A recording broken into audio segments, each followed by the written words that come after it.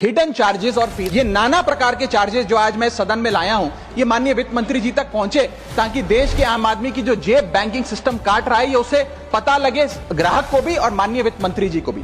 Minimum balance penalty, यदि आप न्यूनतम बैलेंस नहीं रखते हैं तो 100 से 600 रुपए प्रति माह बैंक आपका काट लेता है। इस चार्ज को लगाने के बाद बैंकों ने वित्तीय वर्ष 22-23 में 3500 करोड़ रुपए मिनिमम बैलेंस पेनल्टी के नाम से लोगों से वसूले हैं। मैडम, एक्स्ट्रा एटीएम यूजेज, आपको एटीएम ट्रांजैक्शन के लिए 2 से 3 की मोहलत मिलती है, 2 से 3 की इजाजत मिलती है बैंकों द्वारा। अगर आप चौथा 5वां ट्रांजैक्शन कर लें तो हर ट्रांजैक्शन पे 20 रुपए एटीएम चार्ज आपको देना पड़ता है। इनएक्टिविटी फी 100 से 200 रुपए सालाना। फिर बैंक स्टेटमेंट आप मंगवाते हैं तो बैंक स्टेटमेंट इशुएंस चार्जेस के नाम पर आपसे 50 से 100 रुपए लेता है। फिर आप कहते हैं हमें एसएमएस अलर्ट के माध्यम से मेरे बैंक के खाते में क्या आ रहा है उसकी जानकारी मिले, तो एसएमएस अलर्ट चार्जेस के नाम पर भी प्रति क्वार्टर 20 से 25 रुपए आपसे लिया जाता है। ऑनलाइन पेमेंट करेंगे एनईएफटी की तो ट्रांजैक्शन फी भी ली जाती है। जबरदस्ती आपको पहले लोन बेचते हैं और फिर उसके बाद लोन प्रोसेसिंग फी के नाम पर 1 से 3% लोन अमाउंट का काट लेते हैं। साधारण सा सिग्नेचर बदलवाना हो, नॉमिनी की डिटेल्स बदलवानी हो,